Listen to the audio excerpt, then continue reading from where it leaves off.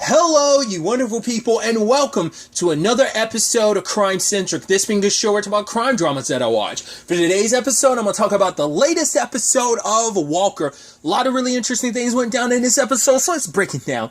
First and foremost, you have Colton and Stella going on their first date, which is really sweet. Obviously, it's kind of a little bit of a climb situation that they're going down a trail, but Stella says that it's something that she used to do with her mom. Not this particular path, but it's almost beautiful in a way for this to kind of be almost like a first date situation. Obviously, August playing a little bit of a third wheel situation, but he has a quote-unquote friend tag along as well, but they kind of go off and do their thing.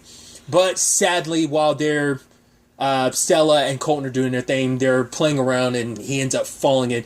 It's like, ooh, that was rough. The moment he got up, he's like, no, look, go ahead, we got to meet your mom. And she's like, no, my mom is, and he falls against you. You're like, oh yeah, sounds like a concussion, looks like a concussion. It's like, that's bad. But luckily, Stella is equipped with, well, not equipped with everything, but obviously, Trey has kind of taught them enough to know. I mean, sadly, she's been in this situation beforehand when someone she cares about has been hurt. Obviously, she was there firsthand with the whole ranch situation, helping with that regard. So when Liam got shot, so now it's a situation of taking everything and kind of applying it here. So she was able to luckily reach Liam, which Liam's side of things is kind of buck wild because Liam talking to Ben, because Ben is in the know about everything that went down between them and the Davidsons. And so he's like, right, you need to kind of confront them because they don't have any actual evidence. So he does confront them, and Dan's kind of like challenging him, being like, no, I didn't do it. Because once again, from the very beginning, my money was on Gail. If anyone, I was like, I don't even think Colton would do that. Like, yeah, he would kind of sided with his family, but he wouldn't do anything. Despite everything that was going on, he wouldn't do anything that would actively hurt Stella necessarily. But once again, Gail's been like the devil whispering in everyone's ears. So that's why I was like, if anyone, I was expecting Gail. So I was like, and so I felt bad because I was like, oh, here's Liam going again, like barking up the wrong tree to some extent. He's chewing out Dan because he's always had a chip on his shoulder when it came to Dan. He doesn't like Dan, doesn't trust Dan. I mean, Dan's given him and literally everyone every reason not to trust him. So it's not like it's out of nowhere, all the stuff that Dan's been up to over the course of the season. But it's like, right, making a deal behind your family's back, working with like Serrano's people with the surveillance on the Walker Ranch. So it's like, yeah. But then like you have Dan throwing out, oh yeah, you did break my taillight, which cost me $200. And he's like, yeah, but I was kind of right in the end, wasn't I? So yeah, he's like, yeah, you were right in that situation. All it cost you was your career, right? So Bonham saying that he wishes, Liam had brought it to his attention first and foremost before kind of making a whole spectacle of it. But he's like, I know that family is lying, which is sad because Bonham, he's like, you should at least have brought it to me because, but he's like, me and Cordy didn't want to worry you. He's like, with everything that's going on, he's like, well, I'm working here trying not to focus on the fact is that, hey, I'm here working on land that my family has passed down in our family for generation, and I lost it, and now I have to just work on it. And even Dan had to be like, yo, everything we're doing is good, and I appreciate your help on the farm, but it's like, on the ranch, but it's like, I can't have you around if like this is going to cause issues. There's just so much bad blood between the family. And even Stella and Colton were talking about how it's like, right, it seems like our families are forever intertwined in this whole curse. Very like, once again, making them the very Romeo and Juliet-esque situation of, well, this very situation. So, but curse or no curse, they got brought together because of this curse. So there's good and bad to it.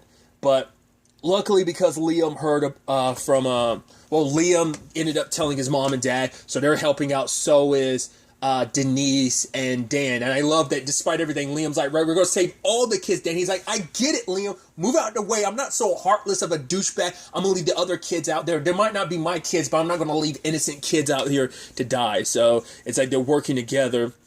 August ended up leaving his friend. She kind of left, and he's like, oh, good thing he did, because it's like, right, he had a feeling like, I need to go check and make sure my sister's okay. I mean, joking that like, hey, I need to, kill her because she's kind of ruining what's happening right here. But he's worried about his family, and I think that instinct in them, I think that's kind of a pretty powerful instinct. So luckily, Liam and Dan do end up Dan ends up rescuing August, and I think that speaks volumes I think this episode did a really good job of redeeming Dan to some extent. Yes, it doesn't change all the douchebaggery of what he's done, but at the very least, it makes you go like, all right, you're not as bad, Dan, because at the end of the day, everything you have done, it's some tomfoolery, but at the very least, it's all been for the sake of your family, so can cut you some monochrome of, slack when it comes to it, so...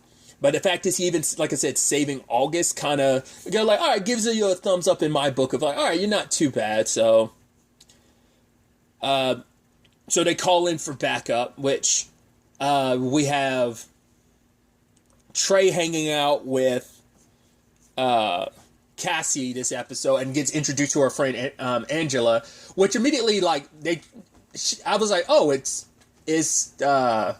Cassie setting this whole thing up between them, and I was like, but she says later on, it's like, no, she didn't plan it. She's like, but she wishes she had set the whole thing up then, because they were kind of hitting it off. But I was like, oh, I thought there was going to be a Cassie and Trey thing. I figured not immediately, because he's probably, he talks about it later, he's not really ready to kind of jump back into everything, especially, with the Mickey thing. Even the place he's staying now, he's like, right, it isn't just about the lease. And she's like, she's like, I told you. She's like, but you said I was deflecting, which even she's like, right, you were right. He was like, She's like, but I was still right. She's like, I can be all things. I love the back and forth between them. I'm really enjoying their friendship.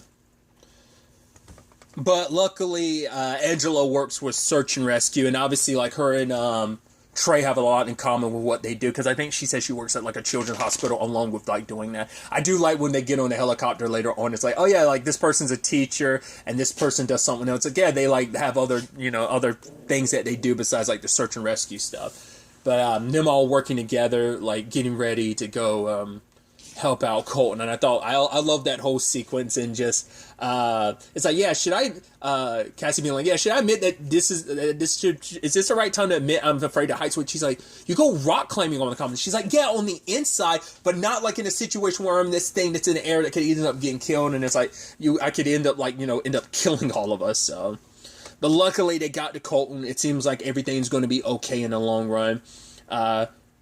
And I think it's very poignant that it is Trey that's there to, go down to help out Colton, to go out, help out Stella. Especially because it's right, they're his students, and it's just he's been there for them in more ways than one, too. So it's beautiful how it all once again comes full circle, and just how significant that is in the long run. So, in the end, Colton's okay.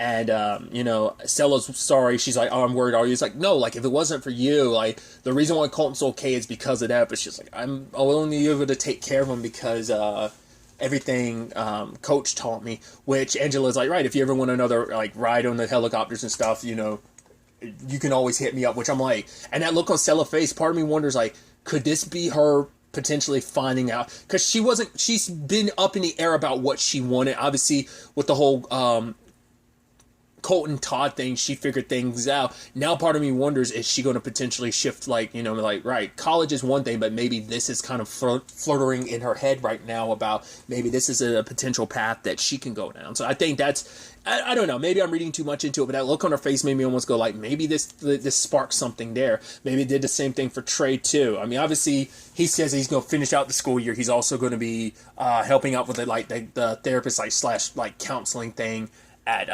for the Rangers, but it seems like James has another plan in mind, that it seems like he wants to make Trey what he had planned for Mickey to be his replacement, to be the person to fill his shoes, to continue that good work. Seems like he's aiming for Trey because he sees who Trey is at his core, who he is at his nature, that he's the right fit for this. So we'll see where things kind of go on that front. I did love the whole situation with, both of them are making moves, because Cassie has to find a different place because, the motel or whatever she's staying at is getting shut down. I love it when she was like, yeah, well, you're wrong about that. I'm not living there because the place is getting shut down. But it's like, oh, Trey is moving somewhere, and he had suggested the same place to Cassie. And she's like, whoa, are you saying a roommate situation? He's like, Hell no. But a couple floors separation wouldn't be bad. I'm like, hey, that's so cool. It's like, but she's like, oh, see you later, roomie. He's like, no, we're not going to be roomies. That's not a thing. She's like, oh yeah, it's a thing. Which I'm like, oh, would you be? I don't know. I'd be fine with it either way. But also, like I said, I was always I kept leaning towards, ever since their first introduction to each other, I kind of felt like that was going to be like a, maybe something more. But hey, at the very least, I think they're good buddies now. And I'm really liking that back and forth that they have. So Trey's kind of fine and moving on, because that whole lease thing he was also holding on to, it was also that last, it's still the remnants, the aftermath of everything with Mickey too. So finally kind of taking those steps forward is kind of, both of them are finally kind of, I think, taking those steps forward. And I think that's kind of an important thing for all of them. On the other side of things too, Liam and Dan talking, I thought that was a powerful moment where it's like, right, we just kind of dealt the hand. Well, all we can do is just do with the hands that we were dealt, because it's like, right, we were never meant to be friends. And even Liam saying like, if it wasn't for that punch of like their first like interact like that, when things went bad, things could have gone differently. Like, who knows how things could have played out. Like, maybe if things had played out differently, they could have been friends. But once again, there was so much bad blood.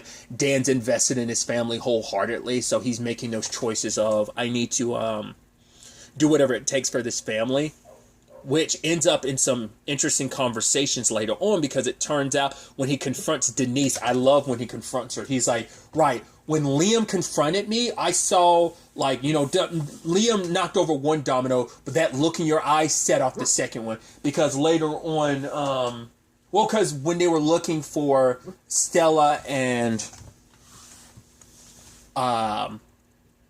Colton, they were in August. They because they still hadn't found him at that point in time. There's a whole situation of him saying like, I'm tired of people not believing me.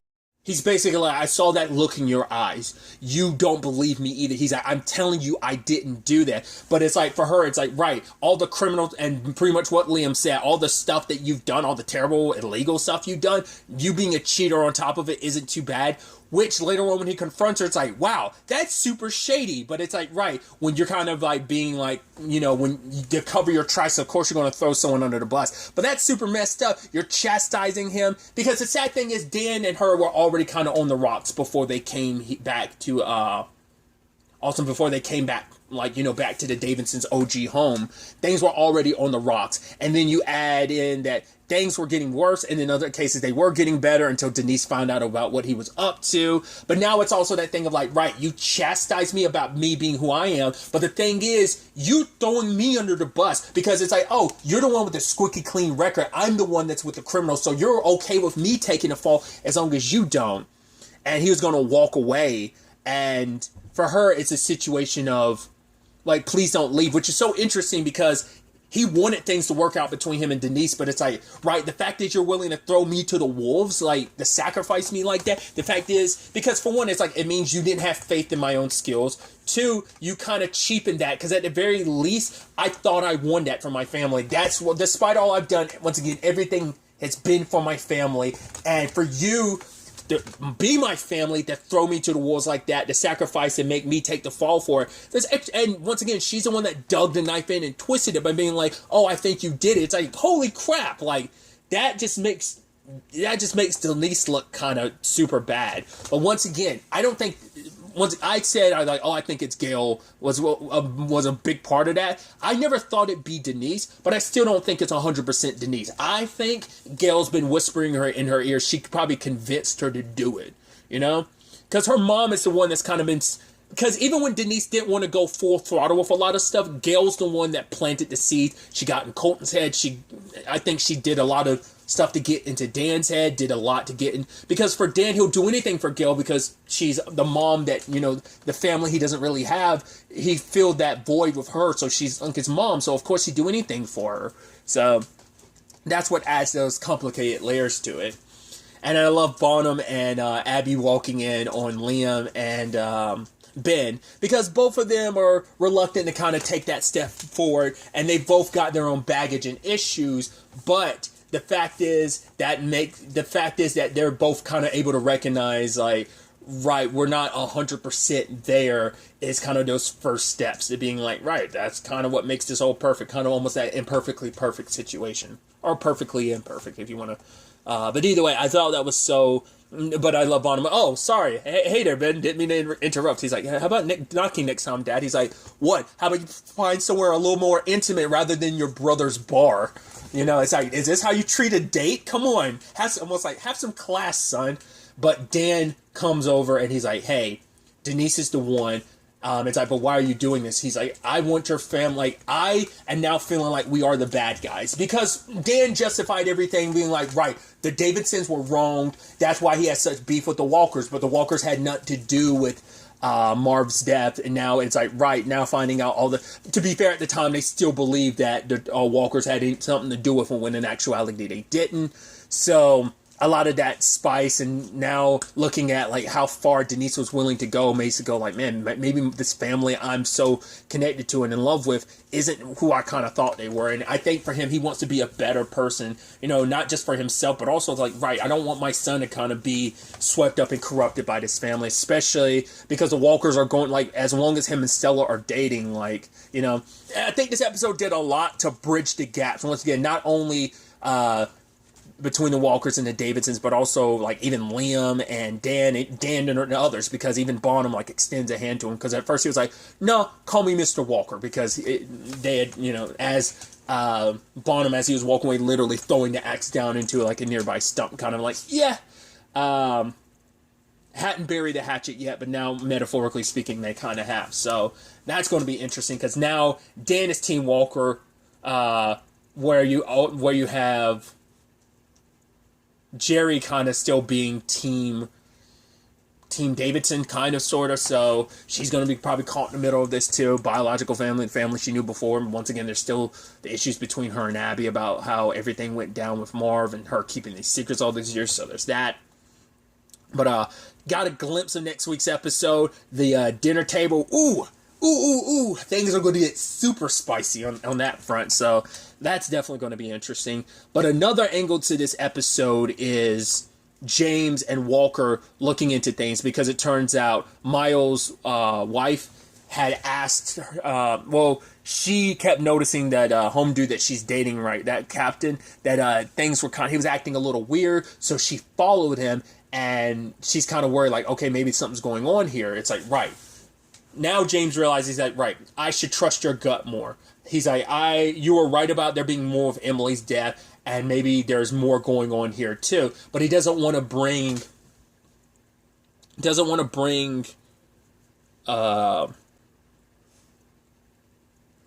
Cassie into the fold when it comes to all of this, because they don't know what it is, and they don't want to get her hopes up. So they kind of go check things out on their own.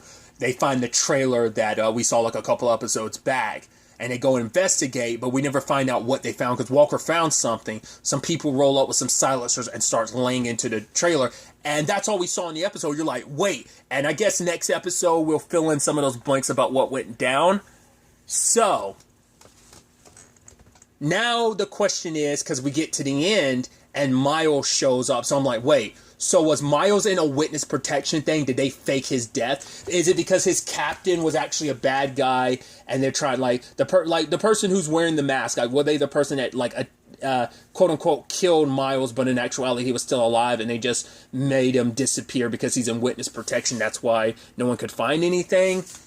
Or maybe the person who was sent to kill Miles is actually like an undercover cop that's like, no, like, I'm helping Miles get away. I don't know. Because there was that masked person he met with a couple of episodes ago when Cassie like started pulling on the strings of this whole situation. He was like, right, we have an issue, we have a problem. So not unless that person was Miles, but I don't know. Because not unless he's part of, like, yeah, this is like a witness protection. There's something going on here. So getting answers to that is definitely going to be interesting. But like I said, I get the inkling, like, this whole Miles thing has something to do with he had to be dead until they, like, resolve this whole situation, whatever it really is. But we'll have to wait and see where all of this ends up taking us going forward into the next episode. Second to last episode of the season, so it's going to be crazy. It's going to be wild to see what it ends up setting up. But really, that's all I want to talk about. Until the next time we meet, be happy, be safe, live life to the fullest, and enjoy it. Good day and goodbye.